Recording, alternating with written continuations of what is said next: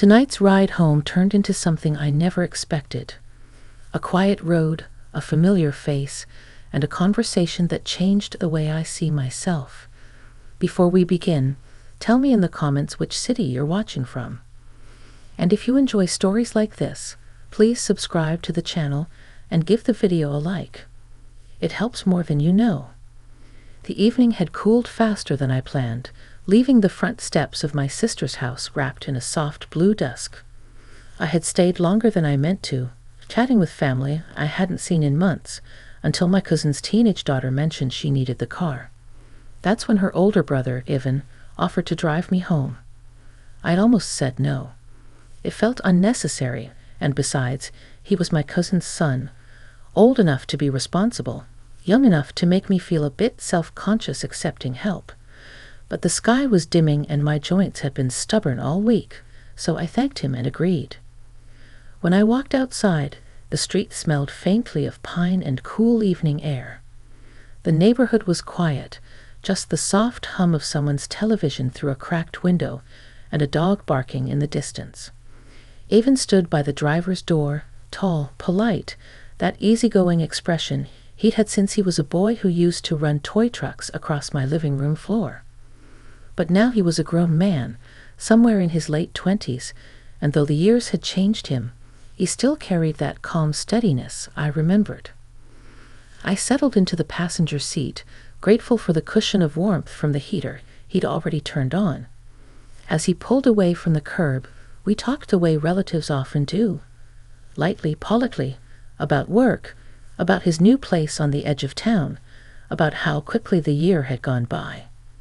His voice filled the car, comfortable and unhurried, and I found myself relaxing for the first time all week. The road stretched ahead of us in a soft ribbon of gold from the streetlights. Trees leaned over the pavement, their branches shifting in the evening breeze. Every now and then, Even glanced my way, not in a prying way, but with that thoughtful attentiveness I'd forgotten younger people could have. It made the space inside the car feel safe, almost like a pause in the ordinary rush of life. Somewhere near the old elementary school, he asked how I'd been doing. Really doing, not the polite answer I usually gave. The kind of question that stops you, especially when asked so quietly you know it comes from a sincere place. I hesitated. I wasn't used to someone younger asking me something that carried weight. But the glow from the dashboard lights made everything feel gentler, like the inside of the car had become its own little world. So I answered. I told him I'd been feeling the years more than usual, that life didn't look quite the way I imagined it would at this age, and that sometimes I wondered if I'd missed a few turns along the way. My voice surprised me, steady but honest in a way I hadn't expected. He listened, not the kind of listening where someone waits to respond, but the kind where they sit with you, giving you room to breathe. It almost startled me how much that mattered. Most people my age are busy, distracted, worn thin by their own responsibilities. But here he was, offering attention without judgment. As we drove past the lake, the reflection of streetlights shimmered on the water like scattered coins. Ivan finally spoke, telling me that when he was younger, he always admired how I carried myself, how I seemed strong even on days that clearly weren't easy. He said it in such a natural tone, as if it were simply a fact he'd been waiting for the right moment to share. I didn't know what to say at first. Compliments like that hit differently when you haven't received one in a while. And maybe it wasn't the words themselves, but the sincerity behind them, the unexpected kindness at a time when I'd almost forgotten what genuine encouragement felt like. The car turned onto Maple Ridge Road, the final stretch to my house, and an unspoken shift settled over the space between us. Not romantic, not inappropriate, just a quiet understanding, the kind that forms when two people finally see each other beyond family titles or polite expectations. By the time we pulled into my driveway, I felt lighter, as if someone had lifted a weight I didn't realize I was carrying. Ivan put the car in park, but didn't rush to say goodbye. Instead, he waited a moment, giving me time to gather myself. The porch light cast a soft glow across the hood, and for a second, the world felt still. I thanked him, not just for the ride, but for listening, for noticing, for giving me a rare moment of connection in a life that often moved too fast. He smiled in that quiet, steady way of his and told me I wasn't alone, not nearly as much as I thought. When I stepped out of the car, the cool night air brushed against my skin, and I realized something inside me had shifted, ever so slightly. Not dramatically, not suddenly, but enough to leave me wondering what this unexpected conversation would mean in the days to come. The next morning arrived with a thin layer of fog resting over the yard, soft enough to blur the edges of the world. I sat at the kitchen table with my coffee, the steam rising in slow curls, and my mind drifted back to the drive from the night before. It wasn't just the conversation that lingered, it was the feeling of being seen, heard, and understood in a way I hadn't felt in years. I kept replaying small moments, the way he listened so carefully, the thoughtful pause before he spoke, the gentle steadiness in his voice. To my surprise, I realized I was smiling. I tried to brush it off as simple gratitude. After all, plenty of people have meaningful conversations without attaching anything more to them. But something about the way my chest warmed at the memory felt different, quieter but deeper, like an old part of myself waking up. Around midday, my phone buzzed. A message. Seeing Evan's name on the screen made me sit up straighter, though I wasn't sure why. He had written, "Hope you got home all right last night. If you need anything today, let me know. I'm nearby running errands." Such a simple text, polite, nothing unusual.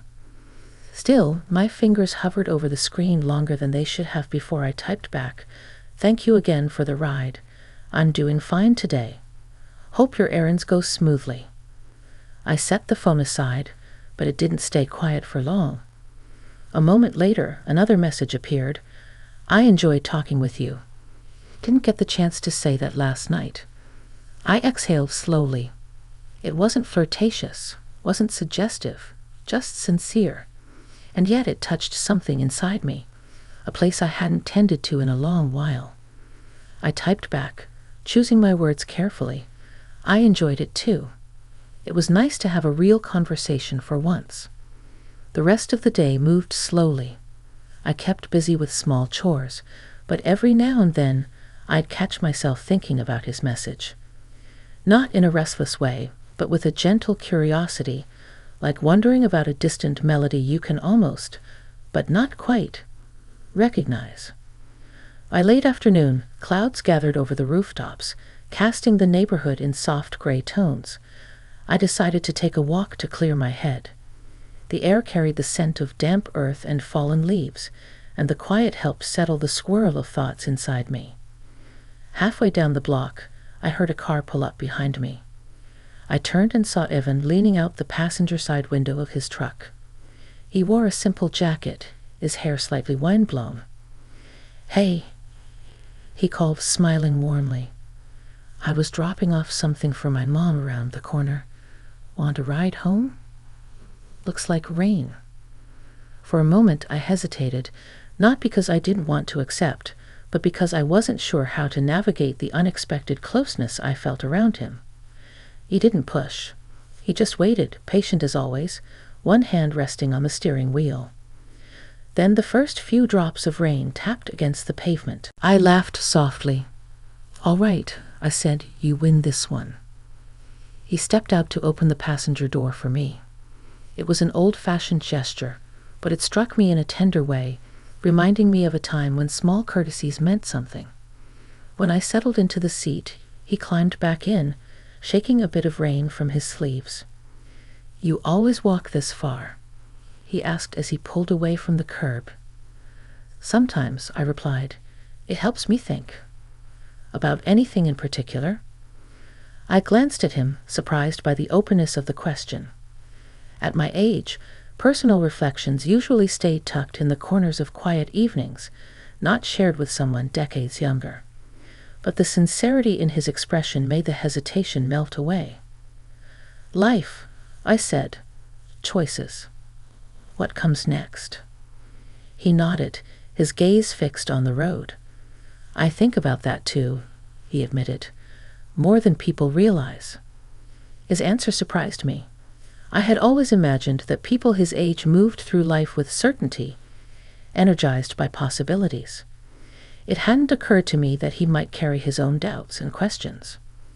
We drove past the small park near my house.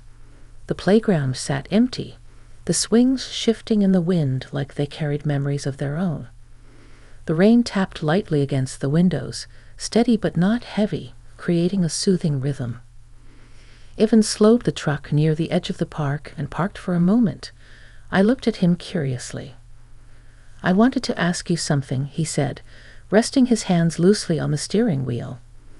"Last night, when you talked about feeling like you'd missed a few turns, did you mean that you feel stuck, or just uncertain?" The depth of the question caught me off guard. Most people avoid topics like that, afraid they'll step into something too personal. But he asked without pressure, giving me the choice to share or to hold back. I let out a quiet breath. A little of both, I suppose. I think people my age start looking back more than forward. Sometimes that can make the present feel thin. He nodded slowly, absorbing my words with the same attentiveness he had shown the night before. "You're not invisible," he said gently. "Not to me. Not to the people who know you. I hope you don't forget that."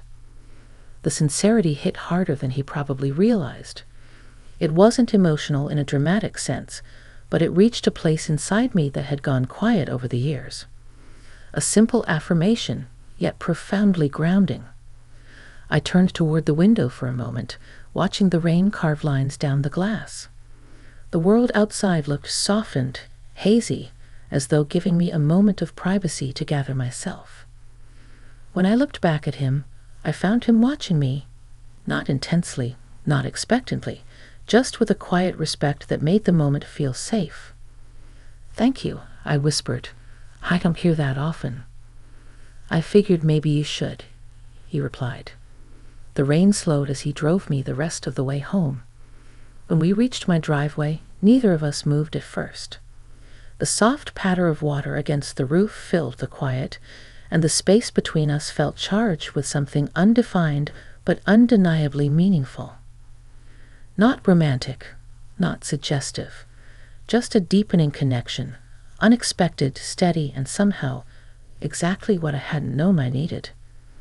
Before I stepped out, he said, "If you ever want someone to talk to, I'm around. You don't have to go through everything alone." I thanked him again, my voice steadier now. The rain had stopped completely, leaving the world washed clean and glistening. As I walked up the driveway, I felt that same subtle shift from the night before, only now it had grown clearer, like a quiet invitation to rediscover a part of myself I'd long set aside. The next few days passed quietly, though my thoughts didn't follow the same calm pattern. They kept circling back to the moments in the truck, the sincerity in Evans' voice, and the way his words seemed to settle into places of my heart that had been untouched for years. Not in a romantic or inappropriate way, simply a human way, a caring way. The kind of connection that reminds you you're still part of the living world. On Thursday evening, I found myself rearranging books in the living room, an unnecessary task that kept my hands busy while my mind drifted. Outside, a warm glow settled over the neighborhood, the late-day sun turning the sky into soft shades of peach and gold. I paused at the window, watching as the light caught the tops of the trees, outlining them in gentle brilliance. Then my phone rang. Evan's name appeared on the screen. I hesitated for a moment, not because I didn't want to talk to him, but because something about his call stirred a quiet shift in me. A reminder that connection could arrive unexpectedly, even in a season of life when you think surprises are behind you. I answered. "Hello." "Hi," he said, his voice warm but slightly tentative. "Sorry to bother you this evening. I'm making dinner for my mom, and I'm driving past your street. Thought I'd check in and see how you're doing." His thoughtfulness struck me again. Simple, gentle, without pressure. "I'm doing all right," I replied. just keeping busy with the usual things. "Well," he said, "I was wondering, would you like to take a short walk? The weather's nice, and I've got some time before I need to be home." A walk. Something so ordinary, yet the idea felt comforting. It wasn't an invitation filled with any hidden meaning. It was just companionship, a rare, grounding kind. "Yes," I said after a moment. "A walk sounds nice." "I'll be there in 5 minutes," he replied. When I stepped outside, the air was soft and cool, carrying the scent of fresh grass and distant wood smoke. Evan approached from the corner, his stride relaxed, hands in his jacket pockets. The moment he saw me, he offered a warm smile, not exaggerated, just genuine. "Good evening," he greeted. "Good evening," I echoed. We started down the sidewalk at an easy pace. The neighborhood was quiet except for a few birds settling into the branches and the faint hum of a lawnmower somewhere far off. The sky overhead dimmed gradually, deepening into a muted lavender. "So," he said lightly, "how's your week been?" "Uneventful," I admitted, "but peaceful. I've been thinking a lot." "About the same things?" he asked gently. I nodded. "Yes. It's strange how a simple conversation can open doors you'd forgotten were in the house." He chuckled softly at that. "I know exactly what you mean." We passed the corner where the old maple tree stood, its branches stretching wide like an old guardian. Someone had placed a bench beneath it years ago, and that's where we paused, as though drawn to the familiar comfort of the spot. We sat, leaving a respectful distance between us.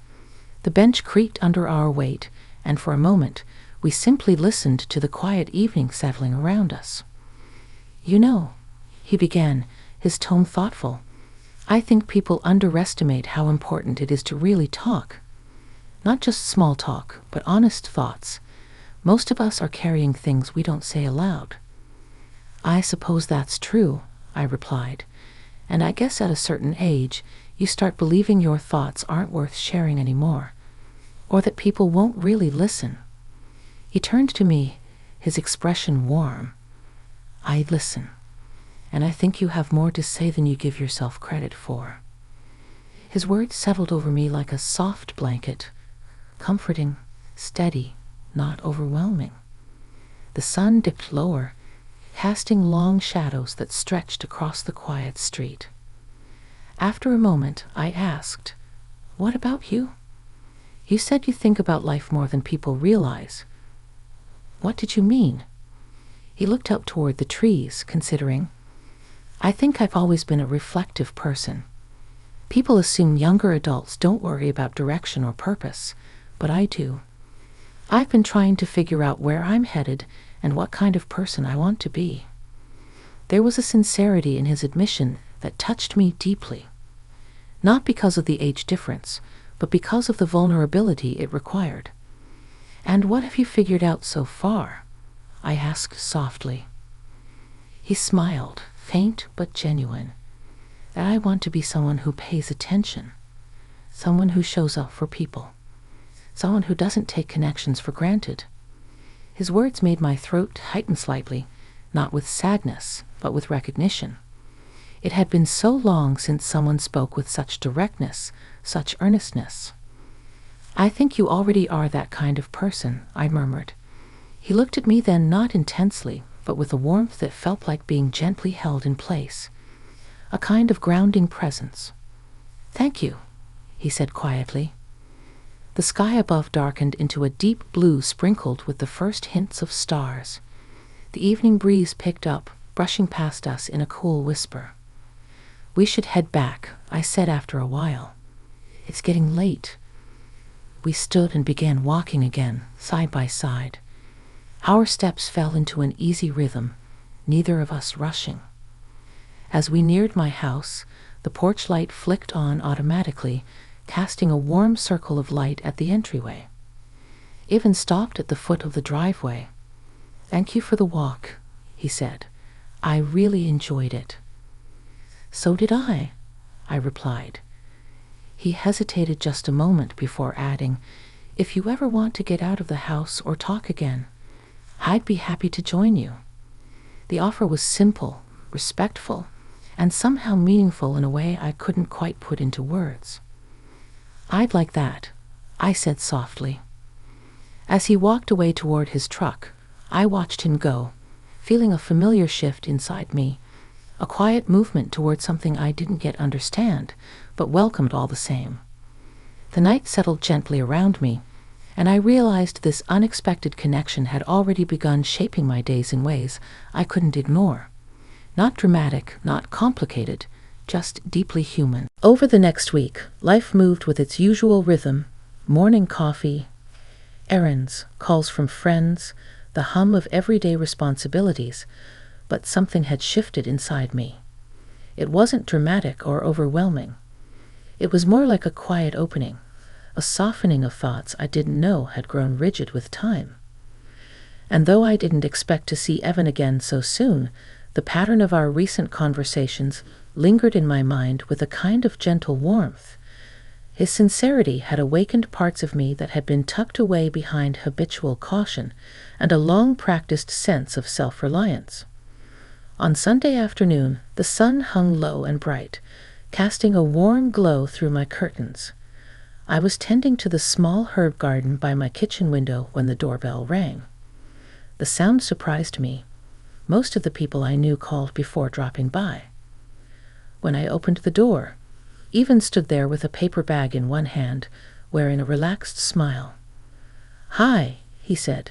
"My mom made extra soup today and insisted I bring you some. I warned her you're perfectly capable of feeding yourself, but she wouldn't take no for an answer." I laughed softly. "Well, tell your mother I appreciate it. And you too." He handed me the bag, then paused. "Do you have a moment? I'd like to talk, if that's all right." His tone wasn't heavy or urgent, just thoughtful. I stepped aside and let him in. The house felt cozy and lived in, sunlight pooling across the hardwood floor. He glanced around with that familiar attentiveness of his, as though he respected the space simply because it mattered to me. We settled into the living room, him in the armchair, me on the sofa. For a moment, we just sat with the soft quiet between us. "I've been thinking a lot about our conversations," he began. "They've meant a lot to me, more than I expected." I nodded, folding my hands loosely. "They've meant a great deal to me, too. I didn't realize how much I needed someone to talk to openly again." He looked relieved, almost grateful to hear it.